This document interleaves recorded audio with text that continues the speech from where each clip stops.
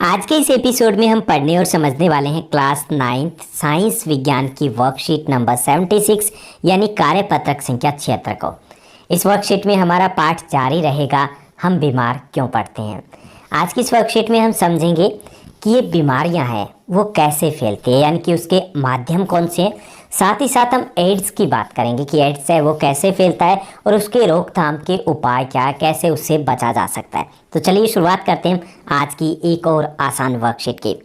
जैसा कि आप अपनी स्क्रीन के ऊपर देख पा रहे हैं, ये हमारी वर्कशीट नंबर 76 यानी कार्यपत्रक संख्या 76 रहेगा। हमारा सब्जेक्ट साइंस विज्ञान है। आज की दिनांक रहेगी 22 जनवरी 2021।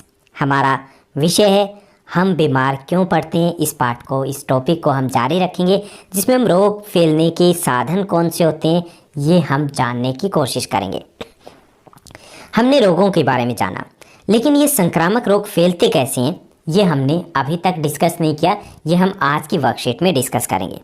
हम जानते हैं कि रोग संक्रामक और असंक्रामक होते हैं। संक्रामक रोग होते हैं जो एक व्यक्ति से दूसरे व्यक्ति में फैल सकते हैं।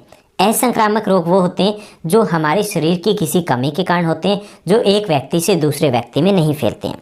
बहुत से सूक्ष्म जीव जो संक्रामक रोगों के कारक हैं वो एक स्वस्थ व्यक्ति से यानी एक रोगी व्यक्ति से स्वस्थ व्यक्ति तक विभिन्न तरीकों से पहुंच जाते हैं।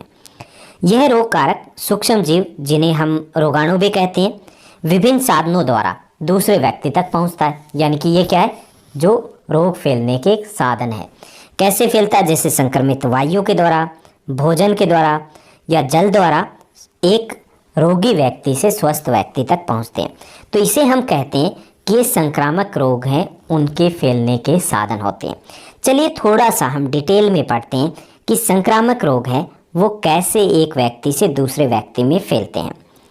तो यहाँ पर कई प्रकार के साधन होते हैं जिसके द्वारा ये एक व्यक्ति से दूसरे व्यक्ति में फैलते हैं।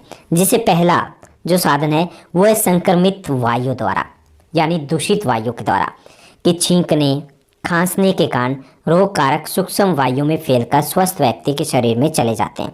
जैसे निमोनिया, सर्दी जुकाम या जो क्षय रोग यानी कि टीबी है, ये ऐसे ही एक व्यक्ति से दूसरे व्यक्ति में वायु के द्वारा फैलते हैं। इसीलिए तो कहा जाता है कि जब छींकते हैं तो मुंह पर हाथ या रुमाल ज़रूर रखना चाहिए।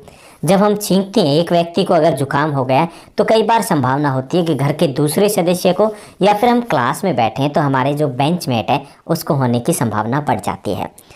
दूसरा जो साधन होता है वो होता है जल और भोजन द्वारा। रोगाणु हमारे शरीर में संक्रमित जल या भोजन द्वारा भी प्रवेश कर जाते हैं। जैसे हैजा, पेचिश है, इस प्रकार की बीमारियां हैं जो भोजन या जल द्वारा होती है। जैसे हम जो ढका हुआ भोजन नहीं है, या हम स्ट्रीट के ऊपर जो सड़कों के ऊपर हम जो भोजन खाते हैं, जो फास्ट फूड खाते हैं, तो कई बार उससे भी बीमार हो जाते हैं, क्योंकि वो भी एक साधन है। तीसरा जो कारक होता है यानी कि रोग के फैलने का साधन है वो है संक्रमित डॉक्टरी उपकरणों द्वारा। जो मेडिकल इक्विपमेंट यूज किए जाते हैं, अगर उनको ठीक से साफ नहीं किया गया तो एक व्यक्ति जो संक्रमित था उसे दूसरे व्यक्ति को हो सकता है। जैसे सुई है, उसको अगर एक व्यक्ति को लगाने के बाद दूसरे व्यक्ति को अगर प्रयोग में लाई गई तो निश्चित तौर पर दूसरा व्यक्ति भी बीमार हो सकता है। जैसे दस्ताने हैं, ग्लव्स का जो प्रयोग किया जाता है, या फिर थर्मामीटर है। जैसे मान लीजिए कि अब कोविड-19 का समय, अगर एक व्यक्ति को थर्मामीटर के द्वारा उसका जो टेम्परेचर चेक किया गया, अगर वही थर्मामीटर दूसरा व्यक्ति अगर उसको प्रयोग में लाता है तो उसके भी रोग से ग्रस्त होने की संभावना बढ़ जाएगी। चौथा जो साधन है वो है रोगवाहक द्वारा। रोगवाहक द्वारा जैसे कुछ जीव, कुत्ता, बिल्ली, बंदर, मच्छर, मक्खियाँ, ये रोगवाहक होते हैं। ये एक व्यक्ति से दूसरे व्यक्ति तक रोगाणु को पहुंचाते हैं।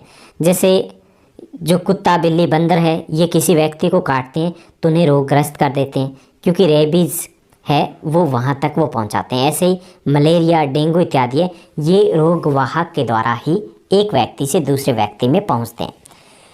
उसके बाद जो पांचवा साधन है वो है लैंगिक संपर्क के द्वारा।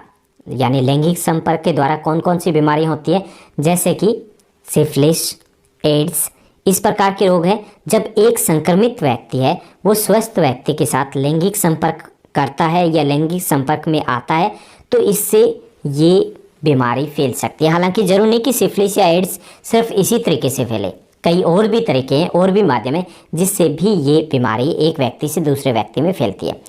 उसके बाद छठा जो साधन है वो है संक्रमित व्यक्ति के द्वारा जो इस्तेमाल की गई वस्तुएं हैं उसको अगर कोई स्वस्थ व्यक्ति प्रयोग में लाता है तो उससे भी दूसरे व्यक्ति को उस रोग के फैलने की संभावना बढ़ जाती है। जैसे खाना है, कपड़े है, इससे क्या होता है, त्वचा रोग होता है या स्कैबिज इत्यादि रोग हो जाता है। जैसे आपने देखा होगा कि अगर किसी को घर में खाज खुजली है और अगर उसने जो टॉवेल का यूज़ किया है, जो तौलिए का प्रयोग किया है, अगर वही दूसरा व्यक्ति प्रयोग करेगा तो उसे भी ये समस्या हो सकती है। तो ये हमने देखा कि रोग जो संक्रामक रोग है वो फैलते कैसे, कौन से उनके साधन होते हैं। यहाँ पर हम एड्स की बात करेंगे, यानी कि एड्स एक इसी प्रकार का संक्रामक रोग है। ये कैसे फैलता है और कैसे इसका रोकथाम किया जा सकता है। तो एड्स AIDS इसकी फुल फॉर्म होती है एक्वायर्ड इम्यूनो डेफिशिएंसी सिंड्रोम। ये आपके एग्जाम के लिए काफ़ी इंपॉर्टेंट रहेगा। इसके कारक कैसे होता है कि ये रेट्रो वायरस होता है, HIV human deficiency immuno virus होता है। ओके, HIV वायरस होता है जो इसका कारक होता है। संचरण का कारण क्या होता है, यानी कि एक व्यक्ति से दूसरे व्यक्ति में कैसे फैलता है, जो लैंगिक संपर्क होता है एक व्यक्ति से दूसरे व्यक्ति का, यानी कि दूसरा व्यक्ति अगर HIV से या एड्स से ग्रसित है और लैंगिक संपर्क होगा तो उस दूसरे व्यक्ति को भी होने की संभावना रहेगी। उसके बाद रक्त संक्रमण, यानी कि जो संक्रमित जो रक्त है अगर दूसरे व्यक्ति को चढ़ा दिया जाता है तो उसको भी एड्स हो सकता है। तीसरा है जो संक्रमित इन्फेक्टेड जो इंजेक्शन है या ब्लेड है उसका अगर प्रयोग किया गया तो भी दूसरे व्यक्ति को हो सकता है। इसके साथ साथ संक्रमित माँ से उसके गर्भ में बच्चे को भी हो सकता है। तो ये कारण होते हैं संचरण के कि कैसे ये फैलता है। अब निवारण के उपाय है, पहला कि संक्रमित रक्त कभी न चढ़ाएं या रक्त के स्थानांतरण से पहले अगर रक्त को चढ़ाने की आवश्यकता है तो HIV की जांच अवश्य की जाए। दूसरा, एक व्यक्ति के प्रयोग के द्वारा सुई को नष्ट कर दिया जाए।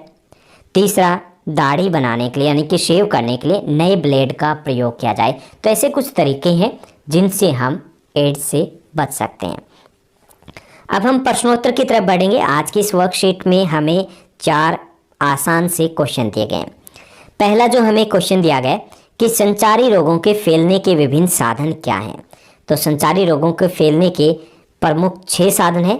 पहला जो साधन है संक्रमित वायु के द्वारा ये फैल सकते हैं, जल या भोजन के द्वारा फैल सकते हैं। तीसरा, संक्रमित डॉक्टरी जो उपकरण है उनसे भी दूसरे व्यक्ति को फैल सकते हैं।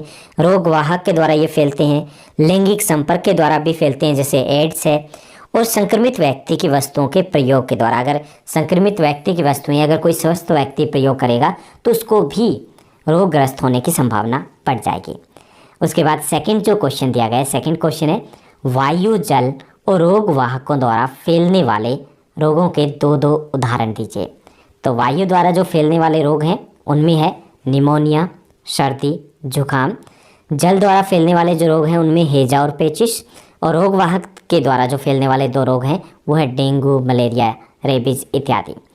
उसके बाद हमारा थर्ड क्वेश्चन है, थर्ड क्वेश्चन है एड्स का, AIDS का पूरा नाम लिखिए। तो एड्स का जो पूरा नाम है वो है acquired immuno deficiency syndrome, acquired immuno deficiency syndrome.